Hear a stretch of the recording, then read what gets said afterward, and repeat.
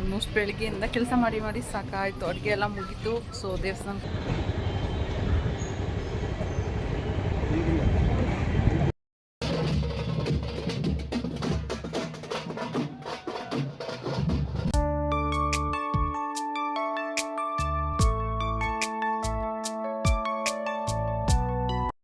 Hi friends, welcome back to my YouTube channel. ಎಲ್ರಿಗೂ ಗೌರಿ ಗಣೇಶ ಹಬ್ಬದ ಆರ್ಥಿಕ ಶುಭಾಶಯಗಳು. ಬೆಳಿಗ್ಗೆನೇ ವ್ಲಾಗ್ ಮಾಡೋಕ್ಕೆ ಶುರು ಮಾಡಿದ್ದೀನಿ. ಆಲ್ಮೋಸ್ಟ್ 5 o'clock ಆಗಿತ್ತು ನಾನು ಎದ್ದಾಗ. ಸೊ ಸ್ನಾನ ಎಲ್ಲ ಮುಗಿಸ್ಕೊಂಡಿದ್ದೀನಿ. ಕೆಲಸ ಬೇರೆ ಜಾಸ್ತಿ ಇದೆ ಇವತ್ತು ಸಿಕ್ಕಾಬಟ್ಟೆ. ಸೊ ಬೆಳಗ್ಗಿಂದನೇ ಸ್ಟಾರ್ಟ್ ಮಾಡಿಬಿಡೋಣ. ಸಾಯಂಕಾಲ ಎಲ್ಲ ಇನ್ನು ದೇವಸ್ಥಾನಕ್ಕೆಲ್ಲ ಹೋಗಬೇಕಾಗುತ್ತೆ. ಸೊ ಸಾಯಂಕಾಲ ಅಷ್ಟೊತ್ತಿಗೆ ಎಲ್ಲ ಕೆಲಸ ಮುಗಿಸ್ಕೋಬೇಕು. ರೈಸ್ ಹಾಕ್ಕೋಬೇಕು. 2 ಕಪ್ ರೈಸ್ ಹಾಕೋತಾ ಇದ್ದೀನಿ. ಇದನ್ನು ಚೆನ್ನಾಗಿ ಒಂದು 2 times ತೊಳ್ಕೊಂಡು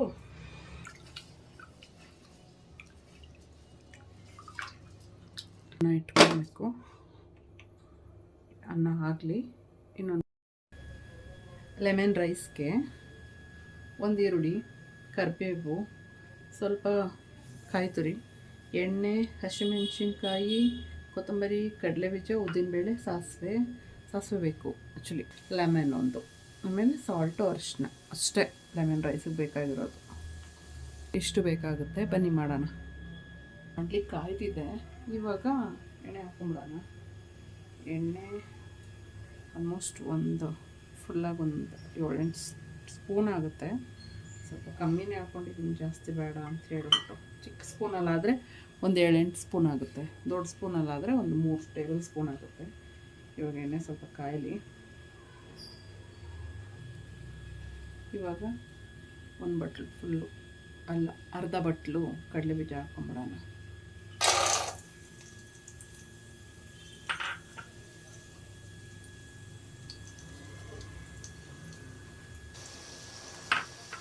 ಫಸ್ಟೇ ಸಾಸಿವೆ ಹಾಕ್ಕೊಳ್ಳಲ್ಲ ಯಾವಾಗಲೂ ನಾನು, ಯಾಕಂದರೆ ಫಸ್ಟೇ ಸಿಡ್ದು ಬಿಡುತ್ತೆ. ಓಕೆ, ಕಡಲೆಬೀಜ ಬೇಯೋದಕ್ಕೆ ಅದೊಂಥರ ಸ್ಮೆಲ್ ಬಂದುಬಿಡುತ್ತೆ. ಅದಕ್ಕೆ ಫಸ್ಟು ಕಡಲೆಬೀಜನ ಸ್ವಲ್ಪ ಕಲರ್ ಬರೋ ತನಕ ಹುರ್ಕೊಬೇಕು, ಮುಕ್ಕಾಲು ಭಾಗ. ಓಕೆ, ನೋಡಿ ಇಷ್ಟು ಇನ್ನೊಂಚೂರು ಆಗಬೇಕು. ಸ್ವಲ್ಪ ಮೀಡಿಯಮ್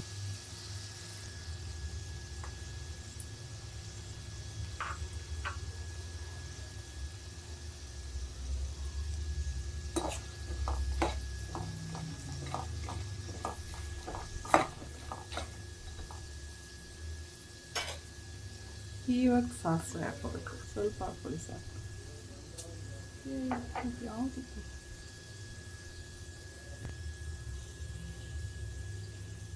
ಇವಾಗ ಫ್ಲೇಮ್ ಇಟ್ಕೊಳ್ಳಿ.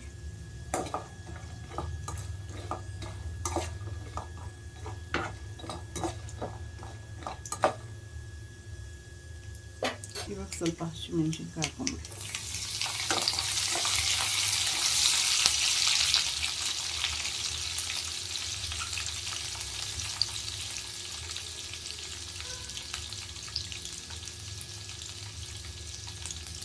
ಇವಾಗ ಈರುಳ್ಳಿ ಹಾಕೊಂಡ್ರೆ ಚೆನ್ನಾಗಿ ತಿರುಗ್ಕೊಳ್ಳಿ. ಗಮ್ಮಂತ ಇದೆ.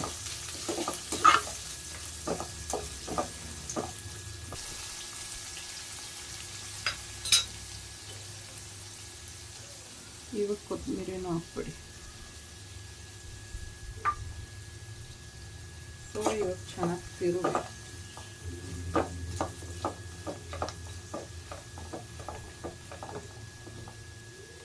ಸ್ವಲ್ಪ ಬಾದಕ್ಕೂ ಅರಿಶಿನ ಬೇಕೇ ಬೇಕು. ಒಂದು ಅರ್ಧ ಸ್ಪೂನೆಲ್ಲ 1/4 ಸ್ಪೂನ್ ಅಷ್ಟು ಹಾಕ್ಕೊಳ್ಳಿ.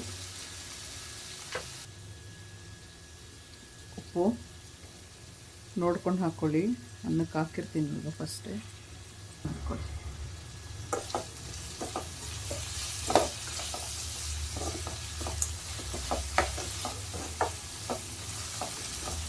ಸ್ವಲ್ಪ ಒಂದು 2 ನಿಮಿಷ ಸಿಮ್ಮಲ್ಲಿಡಿ.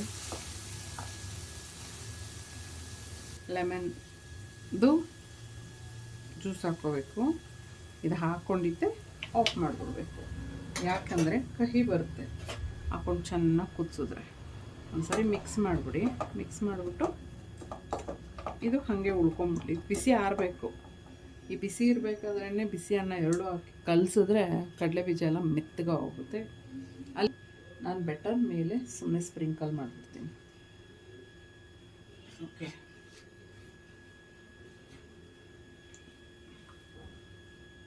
ಇವಾಗ ಲೆಮನ್ ರೈಸ್ ಗೊಜ್ಜು ರೆಡಿ ಆಯಿತು. ಲೆಮನ್ ರೈಸ್ಗೆ ಕಲಿಸ್ಕೊತೀನಿ.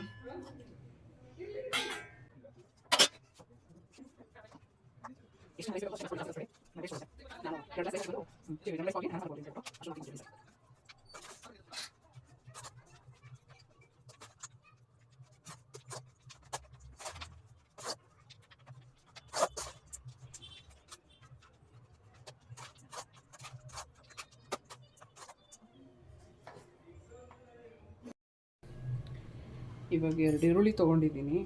ಏನು ಮಾಡೋದು ಸಾಂಬಾರು ಅಂತ ಯೋಚನೆ ಮಾಡ್ತಿದ್ದೆ. ಪಾಲಕ್ಕಿತ್ತು, ಸೊ ಅದಕ್ಕೆ ತೊವೆ ಮಾಡಿಬಿಡೋಣ ಪಾಲಕ್ ಹಾಕಿ ಅಂತ ಹೇಳ್ಬಿಟ್ಟು ಕಟ್ ಮಾಡ್ಕೊತಾ ಇದ್ದೀನಿ.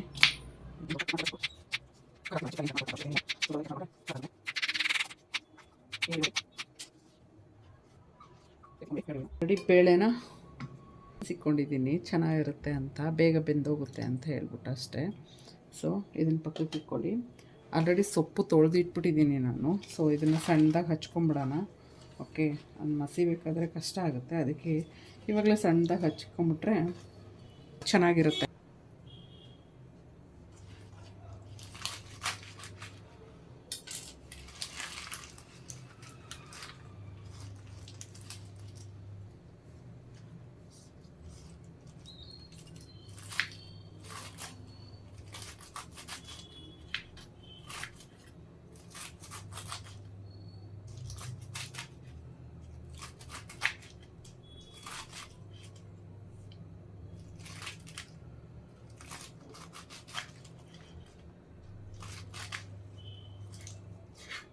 ತುಂಬ ಸಣ್ಣದಾಗೇನು ಹಚ್ಚಬೇಕಾಗಿಲ್ಲ, ಸ್ವಲ್ಪ ಮೀಡಿಯಮಾಗಿ ಹಚ್ಕೊಂಡ್ರೆ ಸಾಕು. ಕುಕ್ಕರ್ಗೆ ಹಾಕ್ತೀವಲ್ಲ ಬೆಂದೋಗ್ಬಿಡುತ್ತೆ ಚೆನ್ನಾಗಿ. ಸುಮ್ಮನೆ ಒಂದೇ ಸರಿ ಹಾಗೆ ಹಾಕಿದ್ರೆ ಎಲೆ ಹಾಗೆ ಒಂಥರ ನಾರು ಥರ ಸಿಗುತ್ತೆ. ಸೊ ಹಿಂಗೆ ಕಟ್ ಮಾಡ್ಕೊಂಡು ಹಾಕೊಂಡ್ಬಿಟ್ರೆ ನಾರು ಥರ ಸಿಗಲ್ಲ. ಮಸ್ಕೊಳ್ಳುವಾಗ ನೀಟಾಗಿ ಮಸ್ಕೊಂಡ್ಬಿಟ್ರೆ ಪಾಲಕ್ ತೊವ್ವೆಗೆ 1 ಕಪ್ ಬೇಳೆ, ಸ್ವಲ್ಪ ಬೆಳ್ಳುಳ್ಳಿ, ಸ್ವಲ್ಪ ಹಸಿಮೆಣ್ಸಿನ್ಕಾಯಿ ಆ್ಯಂಡ್ 1 ಈರುಳ್ಳಿ, ಒಂದಲ್ಲ 2 ಚಿಕ್ಕದು, ಅದು ದೊಡ್ಡದಾದರೆ ಒಂದಾದರೆ ಆಗುತ್ತೆ, ಮತ್ತು 1 ಕಟ್ ಪಾಲಕ್ಕು ಮತ್ತು 2 ಟೊಮೆಟೊ. ಸ್ವಲ್ಪ ಬೇಳೆನ ಅರ್ಧ ಗಂಟೆ ಮೊದಲೇ ನೆನೆಸಿಕೊಂಡಿದ್ದೀನಿ, ಚೆನ್ನಾಗಿರುತ್ತೆ, ಬೇಗ ಬೆಂದೋಗುತ್ತೆ ಅಂತ ಹೇಳ್ಬಿಟ್ಟು.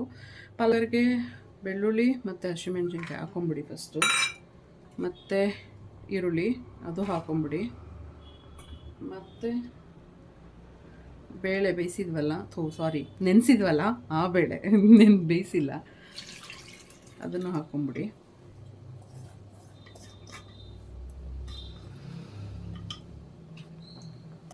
ಸೊಪ್ಪು ಹಾಕೊಳ್ಳೋಣ. ಸೊಪ್ಪು ಹಾಕ್ಕೊಬೇಕು. ನೀರು ಇನ್ನೂ ಹಾಕಬೇಕು, ನಾನು ಹಾಕ್ತೀನಿ ಫಸ್ಟು. ಸೊಪ್ಪೆಲ್ಲ ಹಾಕ್ಬಿಟ್ಟು ಸೊಪ್ಪು ಮುಳುಗೋಷ್ಟು ನೀರು ಹಾಕ್ಕೊಂಡ್ರೆ ಸಾಕಾಗುತ್ತೆ. ಸೊಪ್ಪು ಮುಳುಗೋಷ್ಟು ಜಾಸ್ತಿನೇ ಆಗುತ್ತೆ, ಸ್ವಲ್ಪ ಹಾಕ್ಕೊಂಡ್ರೆ ಸಾಕಾಗುತ್ತೆ. ಯಾಕಂದ್ರೆ ಸೊಪ್ಪು ಮುಳುಗಿ ತುಂಬ ನೀರು ಹಂಗಾದರೆ ಚೆನ್ನಾಗಿರಲ್ಲ ತೊವೆ. ಸ್ವಲ್ಪ ಗಟ್ಟಿಯಾಗಿ ಚಪಾತಿಗೆಲ್ಲ ಹಾಕೊತೀವಲ್ಲ ಅದೇ ಥರ ಇರಬೇಕು. ಸೊ ಅದಕ್ಕೆ ತುಂಬ ನೀರು ಹಾಕೊಳಕ್ಕೆ ಹೋಗಬೇಡಿ. ಇನ್ನೊಂದು ಕಪ್ ಹಾಕ್ತೀನಿ ಅಷ್ಟೇ. ಏನು ಹೇಳ್ತಾರೆ, ಮೇಲೆ ಈ ಸಿಪ್ಪೆ ಇರುತ್ತಲ್ಲ ಅದು ಅಷ್ಟು ಇಷ್ಟ ಆಗಲ್ಲ. ಓಕೆ, ಅದನ್ನು ತೆಗೆದುಬಿಟ್ರೆ ಚೆನ್ನಾಗಿರುತ್ತೆ. ಸೊ ಅದಕ್ಕೆ ಹಿಂಗೆ ಸ್ಪ್ಲಿಟ್ ಮಾಡಿ ಹಾಕಿದ್ರೆ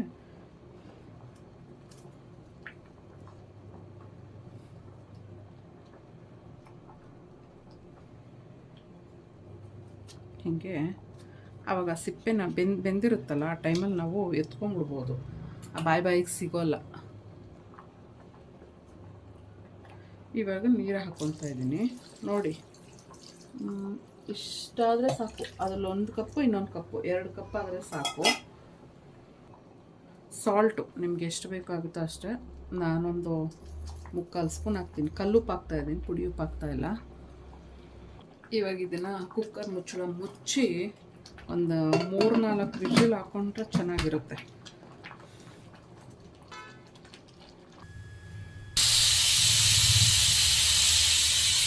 ಮೂರು ವಿಸಿಲ್ ಕೂಗಿದೆ.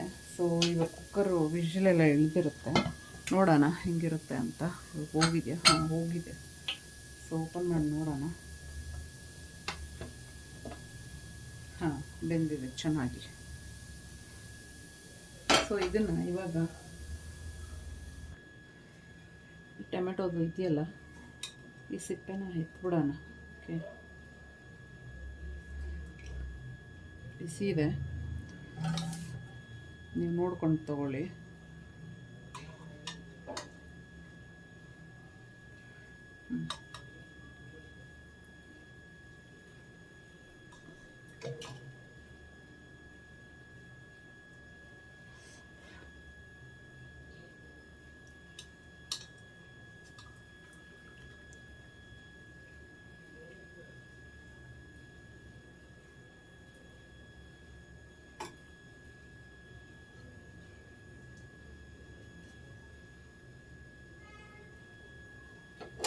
ಆಲ್ಮೋಸ್ಟ್ ಎತ್ತಿದ್ದೀನಿ.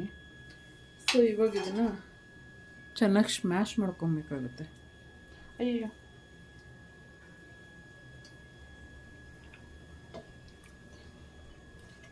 ಹೀಗೆ ಸ್ಮ್ಯಾಶ್ ಮಾಡ್ಕೊತೀನಿ ಅಂದವರು ಹೀಗೇನೂ ಮಾಡ್ಕೊಬೋದು. ಅದರ್ವೈಸು ಫಿಲ್ಟ್ರ್ ಮಾಡಿ ನೀರು ಸಪ್ರೇಟಾಗಿ ಎತ್ತಿಕೊಂಡು ಮಾಡ್ಕೊತೀನಿ ಹೋದು. ಇವಾಗ ಹಾಕ್ತೀನಿ ಒಗ್ಗರಣೆ. ಬೆಳ್ಳುಳ್ಳಿ ಮಾತ್ರ ಸ್ಕಿಪ್ ಮಾಡಿದ್ದೀನಿ. ಇವಾಗ ಆಲ್ಮೋಸ್ಟ್ ನೋಡಿ ನೀರು ಸ್ವಲ್ಪ ಜಾಸ್ತಿನೇ ಆಗೋಯ್ತು. ಓಕೆ, ತಗೊಂಡು 1-2 ಸ್ಪೂನ್ ಆಯಿಲ್ ಹಾಕಷ್ಟು ಆಯಿಲು. ಓಕೆ, ಇವಾಗ ಸಾಸಿವೆ,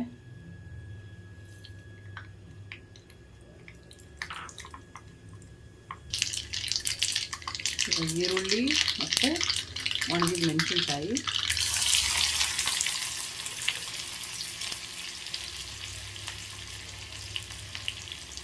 ಮತ್ತು ಕರಿಬೇವು.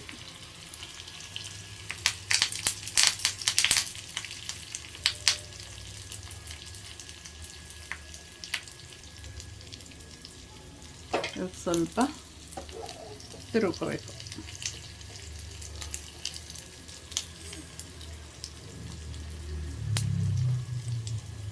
ಈ ಟೈಮಲ್ಲಿ ತೆಂಗಿನಕಾಯಿ ತುರಿ ಇದಕ್ಕೆ ಹಾಕಿದ್ರೆ ಚೆನ್ನಾಗಿರುತ್ತೆ. ಹಸಿದು ಹಾಕ್ಬಿಟ್ರೆ ಸಾಂಬಾರು ಬೇಗ ಹಳಸ್ಕೊಳ್ಳುತ್ತೆ. ಓಕೆ, ಇದು ತುಂಬ ಹೊತ್ತು ಇಡೋಕ್ಕಾಗಲ್ಲ. ಅದಕ್ಕೆ ಏನು ಮಾಡೋದು, ಒಗ್ಗರಣೆಯಲ್ಲಿ ಒಂದು ಸ್ವಲ್ಪ ಫ್ರೈ ಆಗಲಿ, ಅದು ಚೆನ್ನಾಗಿರುತ್ತೆ ಅವಾಗ. ಸೊ ಎಲ್ಲ ಚೆನ್ನಾಗಿ ಮಿಕ್ಸ್ ಮಾಡಿ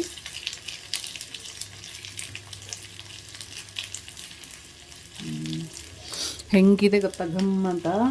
ನೀವು ಒಂದು ಸರಿ ಮಾಡ್ಕೊಂಡು ಹಿಂಗೆ ಬಂತು ಅಂತ ನನಗೆ ಹೇಳಿ, ಅವಾಗ ಗೊತ್ತಾಗುತ್ತೆ ನನಗೊಂದು. ಇವಾಗ ಆಯಿತು ಒಂದು 2 ಮಿನಿಟ್ಸ್. ಓಕೆ, ಇವಾಗ ಇದನ್ನು ತೆಗೆದು ಒಗ್ಗರಣೆ ಹಾಕ್ಕೊಡ್ಬೇಕು.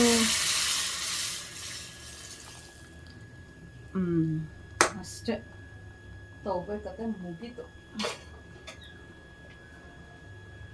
ಇವಾಗ ಚೆನ್ನಾಗಿ ಒಂದು ಸೌಟ್ ತೊಗೊಂಡು ಚೆನ್ನಾಗಿ ತಿರುಗ್ಬಿಟ್ಟು ನೋಡಿ. ಬೇಕಂದರೆ ಇವಾಗ ಒಂಚೂರು ಅರಿಶಿನ ಕೂಡ ಹಾಕೋಬೋದು ನೀವು. ಓಕೆ, ಕಲರ್ ಇಲ್ಲ ಅಂತ, ಬಟ್ ಗ್ರೀನಿಶಾಗಿ ಚೆನ್ನಾಗಿದೆ. ಮಾಮೂಲಿ ಅರಿಶಿನ ಹಾಕಿದ್ರೆ ಬೇಳೆ ಸಾಂಬಾರು ಥರ ಆಗೋಗಿರುತ್ತೆ. ಅದಕ್ಕೆ ಏನು ಮಾಡೋದು, ಇದು ನೋಡಿ ಸ್ವಲ್ಪ ಕುದಿಬೇಕು. ಇಷ್ಟು ನೀರು ಹಾಕ್ತಿರ್ಲಿಲ್ಲ, ಬಟ್ ಇವಾಗ ನಾನು ಮೊದಲೆಲ್ಲ ಚಪಾತಿಗಾದರೆ ಮಾಡ್ತಾಯಿದ್ದೆ. ಇವಾಗ ಇದು ಸ್ವಲ್ಪ ರೈಸ್ ದಾಲ್ಗಲ್ವಾ, ಸೊ ಇಷ್ಟಿದ್ರೆ ನಡೆಯುತ್ತೆ. ಓಕೆ, ಇವಾಗ ರೆಡಿ ಆಯಿತು ನಮ್ಮ ಪಾಲಕ್ ತೊವ್ವೆ.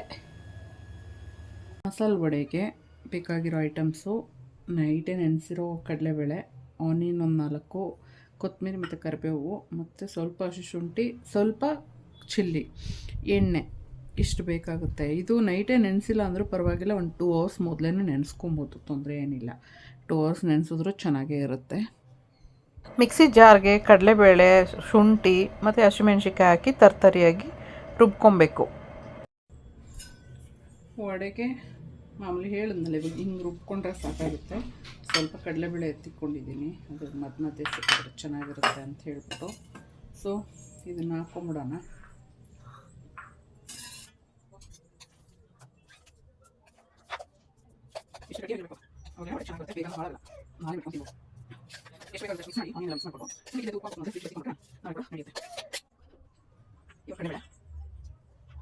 ಮತ್ತು ಯಾಕೆ ಹೇಳೋದು ಯಾಕೆ ಸೊ ಒಂದು ಇವಾಗ ಜಾಸ್ತಿ ಚೆನ್ನಾಗಿರುತ್ತೆ ಓಕೆ ಇವಾಗ ಚೆನ್ನಾಗಿ ಕಲಿಸ್ಬೇಕು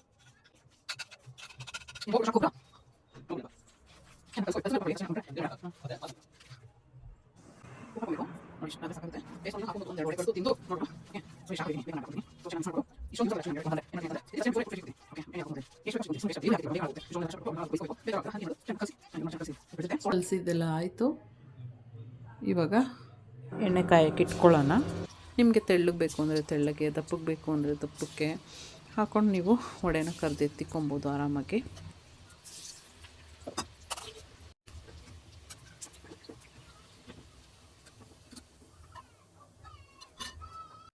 ಕಡುಬು ಮಾಡೋಕ್ಕೆ 1 ಕಪ್ ತೆಂಗಿನಕಾಯಿ, 4 ಏಲಕ್ಕಿ, 1 ಕಪ್ ಬೆಲ್ಲ, ಒಂದು ಮುಕ್ಕಾಲು ಕಪ್ಪು. ಆವಾಗವಾಗ ತುಂಬ ಜಾಸ್ತಿ ಮಾಡಿಕೊಂಡ್ರೆ ಒಂಥರ ಹಿಟ್ಟು ಗಟ್ಟಿ ಆಗಿಬಿಟ್ಟು ಹಾಳಾಗೋಗುತ್ತೆ. ಸೊ ಎಷ್ಟು ಬೇಕೋ ಅಷ್ಟೇ ಮಾಡ್ಕೊಬೋದು. ಅದಕ್ಕೆ ಒಂದು ಮುಕ್ಕಾಲು ಕಪ್ ಅಷ್ಟು ಇದರಲ್ಲಿ ಅಕ್ಕಿ ಹಿಟ್ಟು, ಇದೇ ಅಳತಿ 3/4 ಕಪ್ಪು ನೀರು, ಅದೇ ಅಳತಿ. ಚಿಕ್ಕ ಜಾರ್ ತೊಗೊಳ್ಳಿ. ಏಲಕ್ಕಿ ಆ್ಯಂಡ್ ಕೊಬ್ಬರಿ ತುರಿ ಇಷ್ಟು ಹಾಕ್ಬಿಟ್ಟು ನೀರೇನು ಹಾಕ್ಕೊಡ್ತು ಆಯಿತಾ. ನೋಡಿ ಹಿಂಗೆ ಥರ ರುಬ್ಕೋಬೇಕು ಆಯಿತಾ.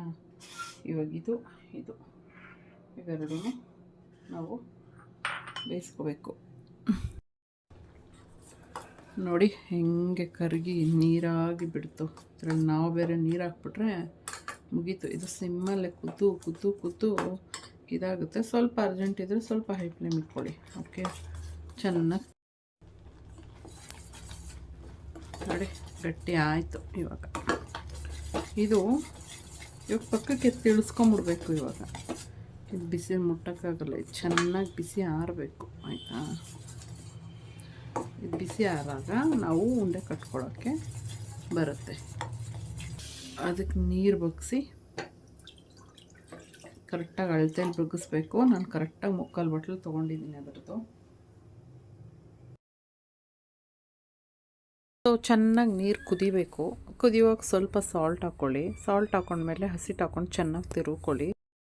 ಹಸಿಟ್ಟು ಹಾಕ್ಕೊಳ್ಳಿ. ಹಸಿಟ್ಟು ಸ್ವಲ್ಪ ಕ್ಲಿಪ್ ಮಿಸ್ ಆಗಿದೆ ಅಷ್ಟೇ. ಅದು ಬಿಟ್ಟರೆ ಮಾಮೂಲಿ ಅದು ಅಳತೆ ಇಟ್ಟಿದ್ನಲ್ಲ ಆ ಹಸಿಟ್ಟು ಹಾಕ್ಕೊಂಡು ಈ ಮುದ್ದೆ ತೊಳಸ್ತೀವಲ್ಲ ಹಾಗೆ ಚೆನ್ನಾಗಿ ತೊಳಸ್ಬೇಕು.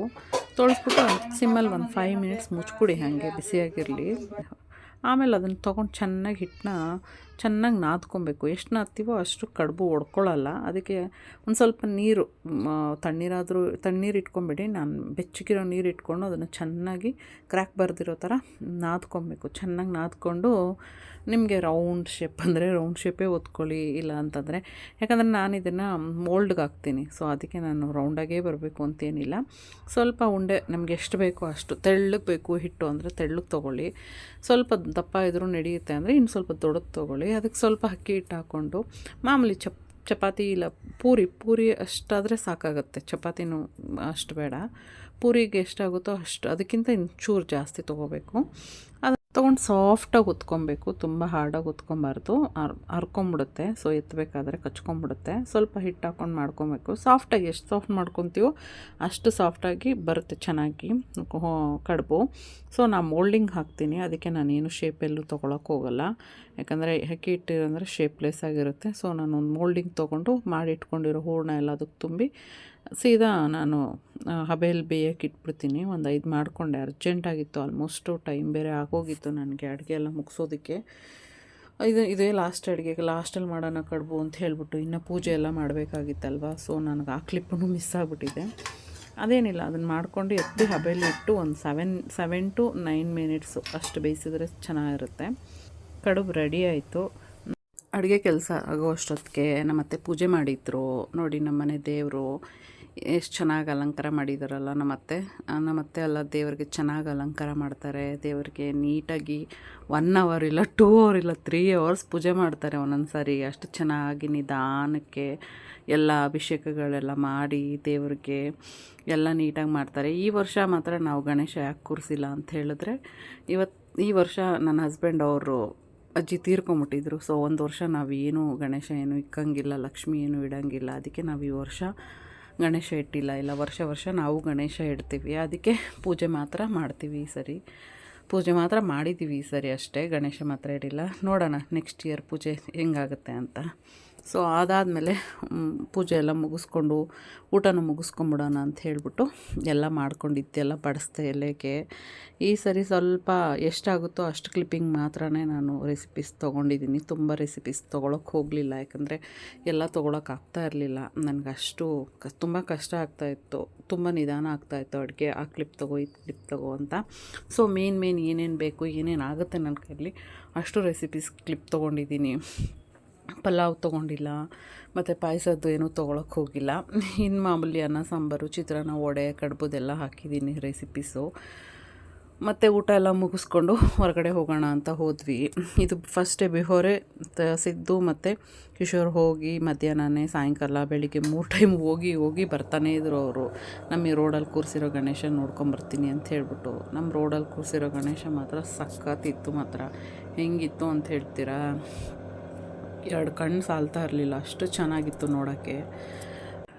ಅಂತೂ ಇಂತೂ ನಾನು ಹೊರಗಡೆ ಹೋಗೋಕೆ ರೆಡಿ ಆದೆ, ಎಲ್ಲ ಕೆಲಸ ಮುಗಿಸ್ಕೊಂಡು. ಫಸ್ಟ್ ಮೇಯ್ನಲ್ಲಿ ನಮ್ಮ ರೋಡಲ್ಲಿ ಕೂರಿಸಿದ್ದು ಫಸ್ಟ್ ಇಯರ್ ಗಣೇಶ ಇದು. ಯಾವಾಗ್ಲೂ ಚಿಕ್ಕದಾಗಿ ಕೂರಿಸೋರು, ಈ ವರ್ಷ ಮಾತ್ರ ಸಕ್ಕತ್ತಾಗಿ ಗ್ರ್ಯಾಂಡಾಗಿ ಜೋರಾಗಿ ಕೂರಿಸಿದ್ರು. ಫುಲ್ ಲೈಟಿಂಗ್ ಅರೇಂಜ್ಮೆಂಟ್ಸ್ ಹಾಕಿ ಬೆಳಗ್ಗೆಯಿಂದ ಸಂಜೆವರೆಗೂ ಪ್ರಸಾದ ಕೊಡ್ತಾನೇ ಇದ್ದರು. ಅಷ್ಟೊತ್ತಿಗೆ ನಾನು ರೆಡಿ ಆಗಿಬಿಟ್ಟು ಹೋಗಿ ನಿಂತಿದ್ದೆ. ಅಷ್ಟೊತ್ತಿಗೆ ಫುಲ್ಲು ಸ್ಪಾನ್ಸರ್ಗೆಲ್ಲ ಸನ್ಮಾನ ಮಾಡ್ತಾಯಿದ್ರು. ನಾನು ಮಿಡ್ಲಲ್ಲಿ ಹೋಗಿ ದೂರ್ಬಿಟ್ಟು ನಾನೊಂದು ಫೋಟೋ ತೊಗೊಂಡು ಬಂದೆ. ಈ ಗಣೇಶ ಬಂದು ಗಣೇಶ ಟೆಂಪಲ್ ಮುಂದ್ಗಡೆ ಇಡ್ತಾರೆ ವರ್ಷ. ಅಲ್ಲಿ ಹೋಗಿ ಅಲ್ಲಿ ಸ್ವಲ್ಪ ದೇವರಿಗೆಲ್ಲ ಕೈ ಮುಕ್ಕೊಂಡು ಅಲ್ಲಿ ಸ್ವಲ್ಪ ಫೋಟೋಸ್ ತೊಗೊಂಡು ಅಲ್ಲಿ ಪಕ್ಕದಲ್ಲೇ ದೇವಸ್ಥಾನಕ್ಕೆ ಹೋಗಿ ಅಲ್ಲೂ ಕೈ ಮುಗಿದ್ಬಿಟ್ಟು ಪೂಜೆ ಮಾಡಿಸ್ಕೊಂಡು ಬಂದೆ. ಅಲ್ಲಿಂದ ಹೊರಗಡೆ ಬರೋ ಅಷ್ಟೊತ್ತಿಗೆ ಆಲ್ಮೋಸ್ಟ್ ಆಗೋಗಿತ್ತು 9 o'clock ಹತ್ತತ್ರ. ಇನ್ನೇನು ಮಾಡೋದು, ಆಲ್ಮೋಸ್ಟ್ ವರ್ಷ ಒಂದು 11 ಗಣಪತಿ ನೋಡ್ತಾ ಇದ್ದಿದ್ದು. ಇದು 3ನೇ ಗಣಪತಿ ನಂದು. ಆಲ್ಮೋಸ್ಟ್ ಬೆಳಿಗ್ಗೆನೇ ಎದ್ದೋಗ್ಬಿಟ್ಟಿರ್ತಿದ್ವಿ, ಇಲ್ಲ ಅಂತಂದ್ರೆ ಸಾಯಂಕಾಲ ಎದ್ದೋಗ್ಬಿಟ್ಟಿರ್ತಿದ್ವಿ. ಈ ಸರಿ ಆಯಿತು. ಇದು ಮೊನ್ನೆನೇ ಹೇಳಿದ್ನಲ್ಲ, ಆ್ಯಂಟಿಕ್ ಡಿಸೈನಲ್ಲಿ ಕ್ಲಿಪ್ ತೊಗೊತಾ ಇದ್ದಾರೆ ಅಂತ ಹೇಳಿಬಿಟ್ಟು. ಸೊ ಅಲ್ಲಿಗೆ ಹೋಗ್ತಾ ಇದ್ದೀವಿ. ಅಲ್ಲಿ ಮಾತ್ರ ಹೆಂಗಿತ್ತು ಗಣೇಶ ಅಂದರೆ full stone work, antique design, full ಇದು ಯಾವುದೋ ಆರ್ಟಿಫಿಷಿಯಲ್ ಏನೋ ಸೆಟಪ್ ಅನ್ಸೋದೇ ಇಲ್ಲ. ಫುಲ್ಲು ನಿಜವಾಗ್ಲೂ ಒಂದು ದೇವಸ್ಥಾನಕ್ಕೆ ಹೋಗೋ ಥರ ಫೀಲಿಂಗ್ ಮಾಡಿಕ್ಬಿಟ್ಟಿದ್ರು. ಸಕ್ಕತ್ತಾಗಿ ಮಾಡ್ತಾರೆ. ಇದು 27ನೇ ವರ್ಷದ ಗಣಪತಿ ಅವ್ರು ಇಡ್ತಾ ಇರೋದು, ಅದಕ್ಕೆ ಸಕ್ಕತ್ತಾಗಿ ಮಾಡಿಕ್ಕಿದ್ರು. Full stone work. ಹೆಂಗಿತ್ತು ಗೊತ್ತಾ ಅಂದರೆ ಅಷ್ಟು ಗ್ರ್ಯಾಂಡಾಗಿ ಮಾಡ್ತಾರೆ. ಫುಲ್ಲು ಪ್ರಸಾದ, ಆಮೇಲೆ ಊಟಗಳು ನಡೀತವೆ. ಎಲ್ಲ ಮುಗಿಸ್ಕೊಂಡು ನಾವು ಹೋಗಿ ದೇವ್ರ ಹತ್ರ ಕೈ ಮುಕ್ಕೊಂಡು ಸ್ವಲ್ಪ ಹೊತ್ತು, ನನ್ನ ಮಗ ಅಂತೂ ದೇವ್ರು ನೋಡಿಬಿಟ್ರೆ ದೇವ್ರ ಹತ್ರದಿಂದ ಬರೋದೇ ಇಲ್ಲ, ಅಲ್ಲೇ ಕೈ ಮುಕ್ಕೊಂಡು ಅಲ್ಲೇ ನಿಂತಿರ್ತಾನೆ 3 ಹೊತ್ತು. ಅಷ್ಟು ನೋಡ್ಕೊಂಡಿರ್ತಾನೆ ಅವನು. ನಾನು ಹೋಗ್ಬಿಟ್ಟು ಬಂದೆ. ನಾನು ಹೋಗಿ ಕೈ ಮುಗ್ದು ಮಂಗಳಾರತಿ ತೊಗೊಂಡೆ, ಮಗುಗೂ ತೆಗೆದುಕೊಟ್ಟೆ. ಮತ್ತು ಕಿಶೋರು ಸ್ವಲ್ಪ ವೀಡಿಯೋ ಮಾಡಿಕೊಡು ಅಂತ ಕೊಟ್ಟಿದ್ದೆ, ಅವರು ತೊಗೊಂಡ್ರು ಮಂಗಳಾರತಿನ. ಆಮೇಲೆ ಎಷ್ಟು ಅಲಂಕಾರ ಮಾಡಿದ್ದಾರೆ ಅಂತ ಅಲ್ಲೇ ಸ್ವಲ್ಪ ಹೊತ್ತು ನೋಡ್ಕೊಂಡು ನಿಂತ್ಕೊಂಡಿದ್ದೆ. ಚೆನ್ನಾಗಿತ್ತಲ್ವಾ, ನೋಡ್ಕೊಂಡು ನಿಂತ್ಕೊಂಡಿದ್ರೆ ಟೈಮ್ ಪಾಸ್ ಆಗೋದೇ ಗೊತ್ತಾಗಿಲ್ಲ. ಆಲ್ಮೋಸ್ಟ್ ಬೆಳಗ್ಗೆಯಿಂದ ಕೆಲಸ ಮಾಡಿ ಸಾಕಾಯಿತು. ಅಡುಗೆ ಎಲ್ಲ ಮುಗಿತು. ಸೊ ದೇವಸ್ಥಾನಕ್ಕೆ ಬನ್ನಿ. ಆಲ್ಮೋಸ್ಟು ಒಂದು 5 ಗಣೇಶ ಆಗಿದೆ. ಇನ್ನೂ ನೋಡೋ ಪ್ಲ್ಯಾನ್ ಇಲ್ಲಿದೆ, ನೋಡ್ಕೊಂಡು ಹೊಡ್ತಿದ್ದೀವಿ. ಇದು ಸಖತ್ ಗಣೇಶ ಈ ಸರಿ ಬಂದಿತ್ತು. ನಿನ್ನೆ ನೈಟೇ ಹೇಳಿದ್ನಲ್ಲ, ಫುಲ್ ಸೆಟಪ್ ಎಲ್ಲ ಹಾಕಿದ್ದಾರೆ ಅಂತ. ಫುಲ್ ಇವಾಗ ಚೆನ್ನಾಗಿದೆ. ಇವಾಗ ನೋಡೋಕ್ಕೆ ಚೆನ್ನಾಗಿದ್ದಾರ. ಡೆಕೋರೇಷನ್ ನೋಡಿ ಎಷ್ಟು ಚೆನ್ನಾಗಿದೆ. ಫುಲ್ಲು ರೋಡಿಂದ ಒಂಥರ ಟೆಂಪಲ್ ಥರ ಮಾಡಿ ಇಟ್ಟಿದ್ದಾರೆ.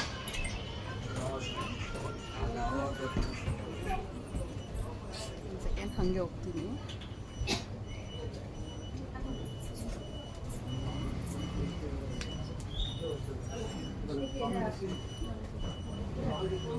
ಎಷ್ಟು ಚೆನ್ನಾಗಿದೆ ಗಣೇಶ ಅಲ್ಲ. ಒಂದು ಸೆಕೆಂಡ್ ಹಿಂದೆ ತೋರಿಸ್ತೀನಿ. ಗೌರಿ ಗಣೇಶ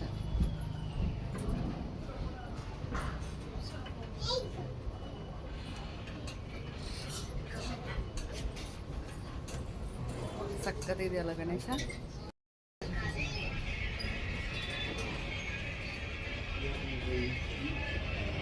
ಅಲ್ಲೆಲ್ಲ ಮಾಡ್ಕೊಂಡು ನನ್ನ ಮಗ ಅಲ್ಲಿ ಡ್ಯಾನ್ಸಿಗೆ ಸ್ವಲ್ಪ ಹೊತ್ತು ಡ್ಯಾನ್ಸ್ ಮಾಡೋಕ್ಕೆ ಶುರು ಆಗ್ಬಿಟ್ಟಿತ್ತ. ನಾನು ಡ್ಯಾನ್ಸ್ ನೋಡ್ಕೊಂಡಿದ್ದೆ ಸ್ವಲ್ಪ ಹೊತ್ತು. ಆಮೇಲೆ ವರ್ಷ 11 ಗಣಪತಿ ನೋಡ್ತಿದ್ವಿ. ಈ ಸರಿ 11 ಎಲ್ಲ ನೋಡೋಕ್ಕಾಗಿಲ್ಲ, ಇದಕ್ಕೆ ಸ್ಟಾಪ್ ಮಾಡಿದ್ವಿ. ಇದೇ ನಮ್ಮ ಲಾಸ್ಟ್ ಗಣೇಶ. ಸೊ ಈ ವ್ಲಾಗ್ನ ಇಲ್ಲಿಗೆ ಎಂಡ್ ಮಾಡ್ತಾಯಿದ್ದೀನಿ. ಪ್ಲೀಸ್ ಸಬ್ಸ್ಕ್ರೈಬ್ ಮಾಡಿ, ಶೇರ್ ಮಾಡಿ, ಲೈಕ್ ಮಾಡಿ, ಕಮೆಂಟ್ ಮಾಡಿ. ನಿಮ್ಗೇನಾದರೂ ಕ್ವಶನ್ಸ್ ಇದ್ದರೆ ನನ್ನ ಕೇಳಿ, ವಿಡಿಯೋ ಚೆನ್ನಾಗಿ ಬರ್ತಾಯಿದ್ರೆ ಹೇಳಿ. ಮತ್ತು ಎಲ್ಲರೂ ಗೌರಿ ಗಣೇಶ ಹಬ್ಬನ ಚೆನ್ನಾಗಿ ಆಚರಿಸಿದ್ದೀರಾ ಅಂತ ಅಂದ್ಕೊಂಡಿದ್ದೀನಿ. ನೆಕ್ಸ್ಟ್ ವರ್ಷ ನಾನೂ ಗಣೇಶ ಕೂರಿಸ್ತೀನಿ.